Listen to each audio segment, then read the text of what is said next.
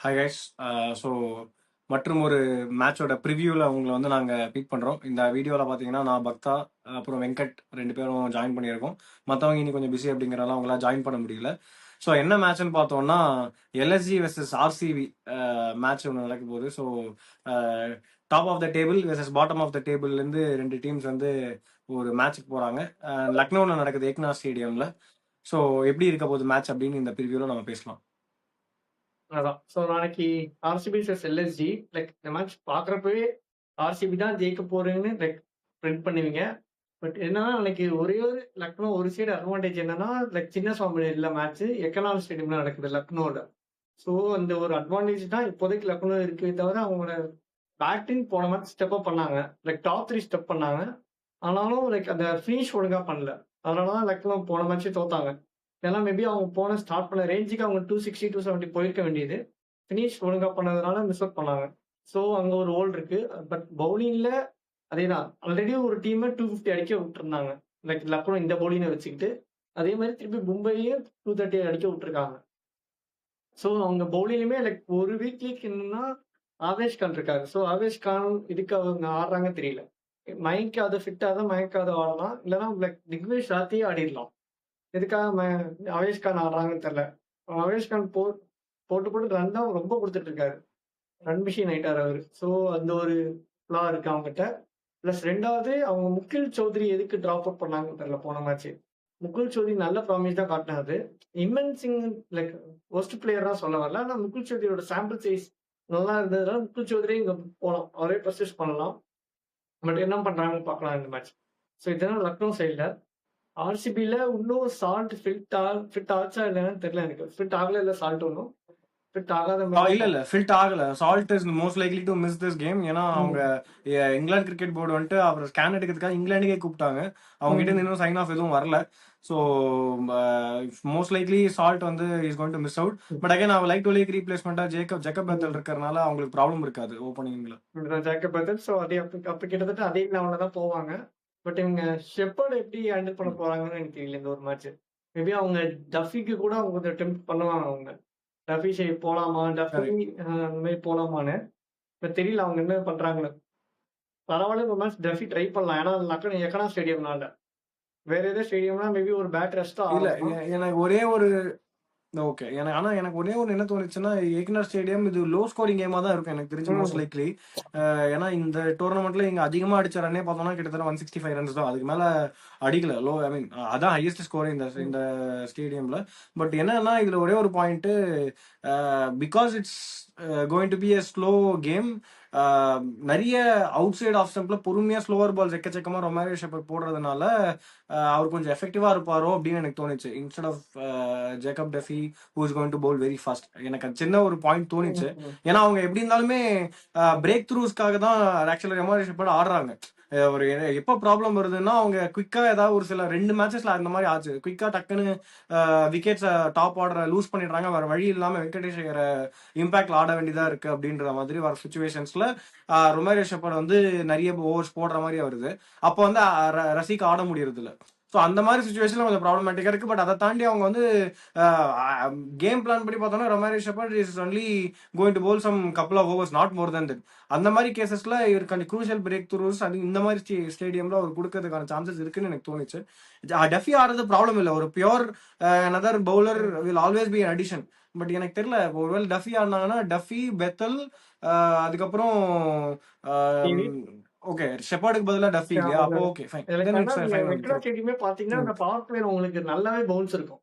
Seam இருக்கும், bounce பயங்கரமா இருக்கும். மோசின் கான் ஷமி எல்லாரும் அவ்வளவு விக்கெட்ஸ் எடுத்திருக்காங்க பவர் பிளேல. சோ நீங்க டஃபி ஆடினா அந்த பிரச்சனை இருக்காது. ஃபர்ஸ்ட் 7 ஓவர்ஸ்ல டஃபி 3 புவி 2 ஏஜ்ரூல் 2 போட்டா அங்கேயே அந்த லக்னோட டாப் 3 டாப் 4 வந்து பிரேக் டவுன் பண்ண முடியும். அதுக்கப்புறம் ஈஸி தான் உங்களுக்கு. டார்கெட் 120 130 கூட முடியும் மேட்ச். ஸோ அதனாலதான் டஃபி ஆட்டு அவுட் அண்ட் அவுட் ஒரு கில்க்கு போகலாம் ஷெப்பர்ட் ஆடுறதுக்கு பதிலாக. ஸோ அதெல்லாம் சேஞ்சஸ் பொறுத்த வரைக்கும் இதுதான். பட் மேட்ச் அப்ஸ் நாளைக்கு பார்த்தீங்கன்னா அதுதான் ஷமி விசஸ் கோலி. அந்த மேட்ச் அப் நல்லா இருக்கும் நாளைக்கு.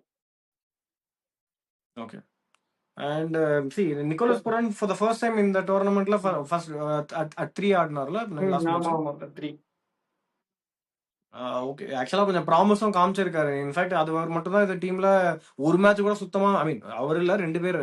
பந்தும் அடிக்கல சுத்தமா ஒரு மேட்ச் கூட. ம். பந்தாவது ஓப்பனிங் கேம்ல ஏதோ கொஞ்சம் அடிச்சாருன்னு நினைக்கிறேன் எனக்கு தெரிஞ்சு. இவர் சுத்தமா ஒரு மேட்ச் கூட ப்ராமிஸ் காட்டவே இல்ல. போன மேட்ச் தான் கொஞ்சம் ப்ராமிஸ் காமிச்சாரு. But at 3 and finally I mean at last அவங்க கொண்டு வந்ததுங்கிறது அவங்களுக்கு ஒரு பெரிய பூஸ்டா இருக்கும். அண்ட் அவரும் வந்து அந்த இடத்துல திருப்பி அவர் பேட்டிங் ப்ராப்பரா ஆடினதுங்கிறது அவங்களுக்கு ஒரு சாலிட் கான்ஃபிடன்ஸை கொடுக்கும். ஏன்னா இது பூரானை பொறுத்த வரைக்கும் அட் 3ல அவரோட ஆவரேஜ் ஆல்மோஸ்ட் 50.1 இருக்கு. ஸோ ஸ்ட்ரைக் ரேட்டும் வந்து 200+ ஸ்ட்ரைக் ரேட்டுக்கு மேலே. ஸோ நல்ல டிசிஷனாக இருக்கும். அண்ட் அவங்க அந்த டைம்ல ஆடுறது அண்ட் இந்த டைம்ல late of I mean fag end of the டோர்னமெண்ட்டாக இருந்தாலுமே ஒரு உடன் ஸ்பூன்ல முடிக்காம இருக்கிறதுக்கு ஒரு பேட்ஸ்மேன் கொஞ்சம் மேலே கை கொடுக்கறதுங்கிறது அவங்களுக்குமே கொஞ்சம் யூஸ்ஃபுல்லாக இருக்கும் எல்எஸ்ஜி சைட்லேருந்து பொறுத்த மட்டும். ஸோ இது ஒரு இது இருக்கு. ஓரளவுக்கு டீசெண்டா ஐ மீன் எனக்கு தெரியல இப்போ எல்எஸ்ஜி கொஞ்சம் கம்பேக் தராங்க லாஸ்ட் மேட்ச். ஏன்னா பவுலிங் கொஞ்சம் மோசமா இருந்தது லாஸ்ட் மேட்ச். பட் ஓகே ஓரளவுக்கு டீசெண்டா பேட்டிங்ல இது வரைக்கும் ப்ராப்ளமா இருந்தப்போ அதுல கொஞ்சம் ஃபேர் ஆயிருக்காங்க. அப்படிங்கிற பட்சத்துல ஓரளவுக்கு டீசென்ட் மேட்சா இருக்கும்னு நான் எக்ஸ்பெக்ட் பண்றேன். ப்ரெடிக்ஷன்ஸ் போயிடலாமா? ப்ரெடிக்ஷன்ஸ் போயிடலாம். லைக் ஹரி, ஸோ தவன், எங்க ஜோதி சைட்ல 3 பேர் நம்ம கூட ஜாயின் பண்ணல. அவங்க 3 பேருமே லைக் ஆர்சிபி தான் சொல்றாங்க. பட் நீங்க? நானும் ஆர்சிபி தான் சொல்றேன். நான் எக்கான ஸ்டேடியம்னால ஒரு ரீசனா நான் லக்னோ போறேன். அவ்வளவுதான். மற்றபடி சின்ன சாமினா நான் ஆர்சிபி பக்கம் இருப்பேன். இல்ல நான் இது லக்னோ ஆக்சுவலா இந்த இந்த ஐ மீன் இன்ட்ரெஸ்டிங் டேக் தான் இது. பட் அவங்க unlike last time unlike last time இல்ல லாஸ்ட் டைமும் இந்த மாதிரி தான் ஆச்சுன்னு நினைக்கிறேன். ஆர்சிபி வந்து சின்னசாமியை விட மத்த அவே கேம்ஸ்லாம் நல்லா வின் பண்ணிருக்காங்க. கரெக்ட் ஸோ தான், அது கரெக்ட். அது ஆனா மேபி அவங்களுக்கு ஆர்சிபியுமே இந்த சீசனுமே ஃபுல்லா அவங்க ஆடின எல்லா பிக்சர்ஸுமே ஒரு ஃபிளாட் பிட்ச்ல ஸ்மால் கிரவுண்ட்ஸ் தான் ஆடினாங்கமே. சோ அவங்க லக்னோ ஸ்டேடியம் வந்து இந்த டஃப் பிட்ச்லயே பிகர் கிரவுண்ட்ஸ்ல எந்த அளவுக்கு லைக் சின்ன கிரவுண்ட் எப்படி ஆடுறோமோ அதே மாதிரி எல்லா பாலுமே ரேஷ் ஷாட்ஸ் போவாங்களோ அதுல கொலாப்ஸ் நடக்கும். ஆனா நாளைக்கு கோலி அவரோட இன்னிங்ஸ் ஆடி ஆகணும். லைக் இந்த மாதிரி அக்ரெசிவா ஆடாம லைக் நான் நார்மல் 50 பால்ஸ் 80 அடிப்பேன். அந்த மாதிரி இன்னிங்ஸ் ஆடினா லைக் ஆர்சிபி ஈஸியா ஜெயிக்கலாம். ஏன்னா டார்கெட் 170 180 தான் இருக்க போகுது. அதை தாண்டி போறதுன்னா எஸ்டாண்டர்ட் பேட்டிங் ஆகணும் 2 டீமுமே. அதுதான். ஸோ நான் மோஷின் கான் லைக் இந்த பவுலிங் அட்டாக்காக மேபி 150க்குள்ள வச்சுட்டு சேஸ் பண்ணுவாங்களோ நாளைக்கு. ஏன்னா இவங்களுமே கான்ஃபிடன்ஸோட தான் வராங்க. 200+ ஒரு டார்கெட் அடிச்சுட்டோம் அந்த சீசன்ல. ஸோ அந்த 200 மார்க் ரீச்சும் பண்ண முடியும் நம்மளால. கொஞ்சம் கான்ஃபிடன்ஸ்ல தான் வருவாங்க. பார்க்கலாம் நினைக்கிறேன். ஆனால் காம்பினேஷன் ஒழுங்கா ஆடி ஆகலாம். அவேஷ் கான் ஆடக்கூடாதாங்க கண்டிப்பா. திக்வேஷ் சத்தி ஆடலாம். மணிமாறன் சித்தார்த் கூட ஓகே தான். அவங்க ஒரு லெஃப்ட் 2 லெஃப்ட் ஹேண்டு நினைக்கிறேன். பெத்தது படிக்கிறது அவ்வளவுதான். ஸோ அதுக்கப்புறம் அங்கேயுமே ரைட் ஹேண்டர்ஸ் தான். ஆமா. ஸோ அதுதான் அவங்க 4 சீம். ஆனால் 4 சீமர்ஸ் தான் இவங்க போவாங்கன்னு தோணுது எக்கடா ஸ்டேடியம்னால. எனக்கு தெரிஞ்சு முகமது ஷமி, மோஷின் கான், பிரின்ஸ் யாதவ், அப்புறம் வேற யாரு மயங்க் யாதவ். இவரு ஃபிட்டா மயங்க் யாதவ் ஃபிட்டா இருக்காரா? ஆனா ஃபிட்டா இருக்காரு சொன்னாங்கன்னா எதுக்கு ஆடல தெரியல. அவர் மொத்தமே ஒரு மேட்ச் தான் ஆடினாரு. ஆனா ஃபிட்டா இருந்தா நாளைக்கு ஆடலாம் அவரு. ஆமா கரெக்ட். ஏன்னா ஆவேஷ் கான் தேவையில்ல ஆக்சுவலா அவங்களுக்கு. ஸோ நான் அவங்க பெஸ்ட் எக்கானமி ரேட்டோட வராங்க ஆக்சுவலா எல்எஸ்ஜியை பொறுத்த மட்டும் இந்த சீசன்ல. ஸோ நாளைக்கு ஒரு நல்ல டீசெண்டான மேட்ச் இருக்கும்னு எக்ஸ்பெக்ட் பண்ணி இந்த வீடியோ முடிக்கிறோம். நாளைக்கு இந்த மேட்சோட ரிவ்யூல வந்து உங்களை நாங்கள் மீட் பண்றோம். It's Wolfer signing off. Bye by.